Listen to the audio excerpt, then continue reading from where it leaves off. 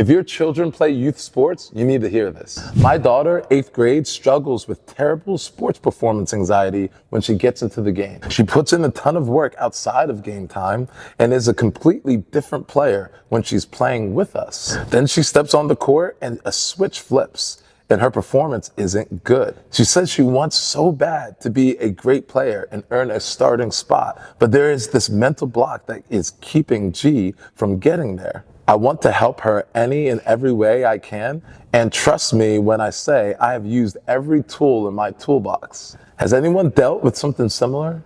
Thanks. The first thing I assured this woman is that her daughter is not broken. This is actually very common with athletes between 7th and 9th grade where competition and pressure starts ramping up. And the situation she's describing with her daughter is both performance anxiety and a gap between her practice environment and her competition environment. So my first piece of advice would be training under controlled pressure, not just practicing skills. Doing more practice concepts where there are consequences. We call it situational play, where you involve competition, consequences, scoreboards, shot clock, drills that force quick decisions rather than perfect technique, and small-sided games where you allow mistakes to happen and then you correct afterwards. When your athlete repeatedly experiences stress in practice, the brain recognizes it as normal. So then the game environment doesn't seem as much as a shock. My next piece of advice for that parent was to teach their athlete soothing techniques, things that they can do that's going to calm them down in the moment. A pre-game routine, like listening to your favorite song or doing your favorite dance. Breath work, teaching their athlete how to calm themselves when they're about to check into the game. Maybe something as simple as giving your athlete a mantra that they repeat, something that resonates with them. My third piece of advice was teaching your athlete how to shift their mindset from thinking, I need to prove that I'm good, to thinking that I'm just here to compete. Most of the time, the best athletes have a short memory. They are not fixated on the play that just happened. They're looking towards the next play. And my fourth and final piece of advice for this parent was to get their child into formal training. When your athlete's in a good training environment, they are going to fail. They're not going to be able to hit that push-up. They're not going to be able to hit that pull-up. They will lose in the speed and agility drill, but it'll be a comfortable and safe environment for them to fail. And eventually those failures will turn into wins, and those wins will turn into more confidence. And thus the cycle will continue. Because if you have your athlete practice hard and train hard during the week, you could look at them on game day and say, I don't care about any mistakes you make. We'll hash that out in practice and in training. All I want you to do today is play fast. I guarantee